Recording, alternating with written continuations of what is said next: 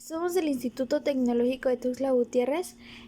Vamos a hablar sobre la física clásica. Este es un documental hecho por los alumnos Arcos Noriega, Carla Julia, Chacón Argüello, Silmar Alejandro, Fernández Pérez, Daniela Paulina, Galvez López, Ricardo Adraín, Tolentino Pérez, Joana Lisbeth.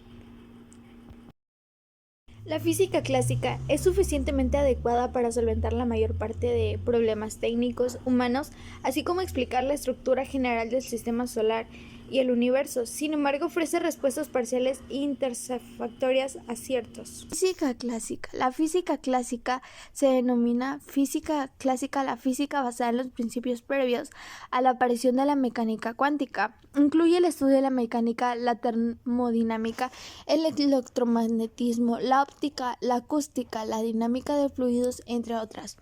La física clásica se considera determinista, aunque no necesariamente computable o computacionalmente predecible, en el sentido de que el estado de un sistema cerrado en el futuro depende exclusivamente del estado del sistema en el momento actual. El estudio de la física clásica incluye mecánica clásica y leyes de movimiento de Newton. Los formalismos clásicos lagrangianos y hamiltonianos. La mecánica de medios continuos, que incluye la mecánica de sólidos deformables y mecánica de fluidos.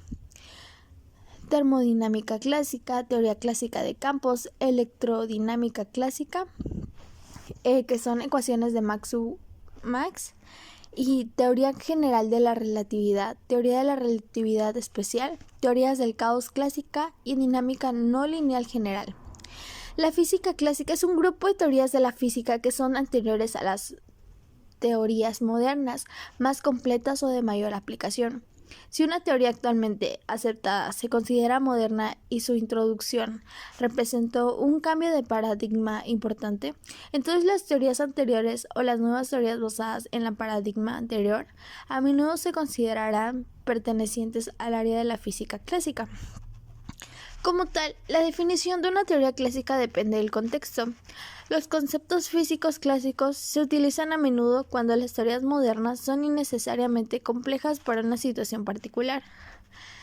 La mayoría de las veces, la física clásica se refiere a la física anterior a 1900, mientras que la física moderna se refiere a la física posterior a 1900, que incorpora elementos de la mecánica cuántica y la relatividad. ¿Quién creó la teoría clásica en física? Galileo Galilei, los pilares de la llamada física clásica o newtoniana, que de ambas formas se denomina, se asientan sobre las obras de Galileo Galilei, 1564 a 1642. Discursos y demostraciones matemáticas en torno a dos nuevas ciencias en relación con la mecánica y el movimiento local. ¿Cuáles son las teorías de la física clásica? La física clásica describe los fenómenos naturales observables. Sus leyes siguen una lógica ingenua y aclaran el buen sentido del hombre. Comprenden, por ejemplo, la mecánica de Newton, la teoría del electromagnetismo de Max, la óptica geométrica, la óptica ondulatoria, algunas partes de la termodinámica. ¿Y dónde se aplica la física clásica? La física clásica es suficientemente adecuada para solventar la mayor parte de problemas técnicos humanos, así como para explicar la estructura general del sistema solar y el universo. Sin embargo, ofrece respuestas parciales e insatisfactorias a ciertos problemas cosmológicos. ¿Y cuántas ramas tiene la física clásica? La física clásica se encarga del estudio de las propiedades e interacciones de la materia y de la energía, de sus componentes más básicos que aporta la física clásica. Se encarga del estudio de aquellos fenómenos que tienen una velocidad relativamente pequeña comparada con la velocidad de la luz. La física moderna incluso se encarga del estudio de aquellos fenómenos que se producen a la velocidad de luz o valores cercanos a ella. ¿Dónde se creó la teoría clásica? Las principales características que se denotan para entender a mayor profundidad lo que es teoría clásica son las siguientes. Su impulsor es Henri Fayol, quien en el año 1916 en Francia expuso esta teoría en el libro Administración Industrial en lo general.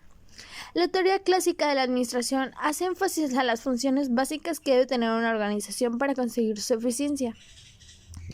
En su libro de 1916 expone un enfoque sintético y universal de la empresa, tratando temas como la concepción anatómica y estructural de una organización. ¿Quiénes fueron los científicos más destacados de la física clásica? Isaac Newton, Galileo Galilei y Albert Einstein. ¿Cuáles son los límites de la física clásica? El límite clásico es la habilidad de una teoría física para aproximarse al comportamiento predicho por la mecánica clásica. Cuando el valor de cierto parámetro especial de estas teorías se aproxima un valor clásico, se usan las teorías físicas que predicen un comportamiento no clásico. ¿Con qué problemas no pudo resolver la física clásica? No estará de más recordar los problemas que la física clásica no pudo resolver: el problema del éter y la constancia de la velocidad de la luz.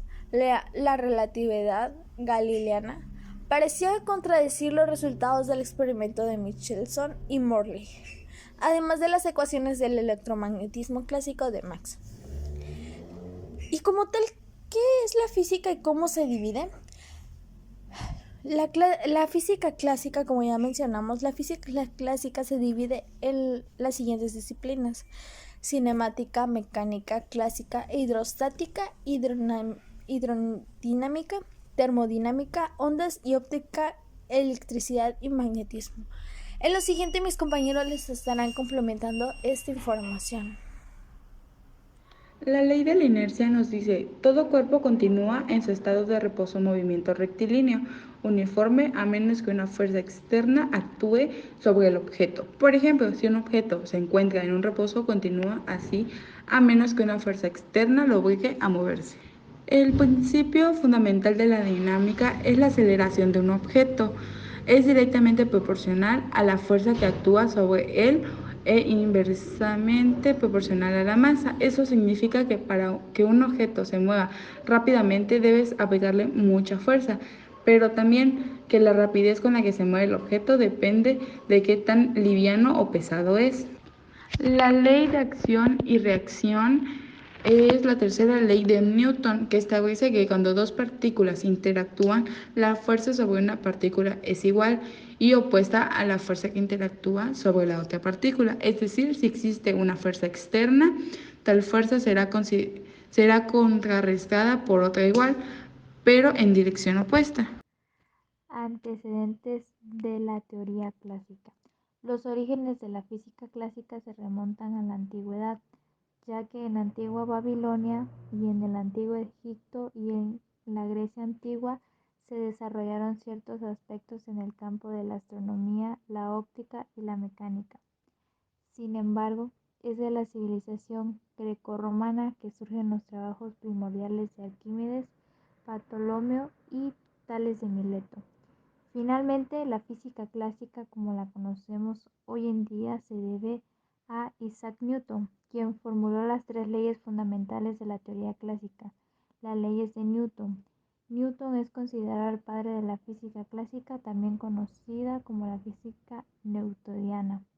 Ley de la inercia, principio fundamental de la dinámica y ley de acción y reacción. Estos son algunos de los experimentos que se vieron en la teoría clásica, que son la medición de la circunferencia terrestre de Eratóstenes en el siglo III a.C., el plano inclinado de Galileo Galilei en el siglo XVII, todos los objetos caen en la misma velocidad de Galileo Galilei, refracción de la luz blanca de Isaac Newton en 1672, la balanza de torsión de Henry Cavendish en 1798, el peso de la Tierra de Henry Cavendish en 1798, la interferencia de la luz de Thomas Young en 1803, el principio de conservación de la energía de James Prescott en 1840, el péndulo de Foucault en 1851, el descubrimiento del núcleo de Rutherford en 1911. Experimento de la medición de la circunferencia terrestre de Eratóstenes en el siglo III a.C. Con solo algo de trigonometría, Eratóstenes había fijado la circunferencia terrestre en 250.000 estadios, que son 40.000 kilómetros. Hoy en día esta circunferencia de la Tierra está fijada en 40.008 kilómetros. Experimento del plano inclinado de Galileo Galilei en el siglo XVII. Galileo no tenía cronómetro ni fotodetectores, pero sí un buen sentido de ritmo.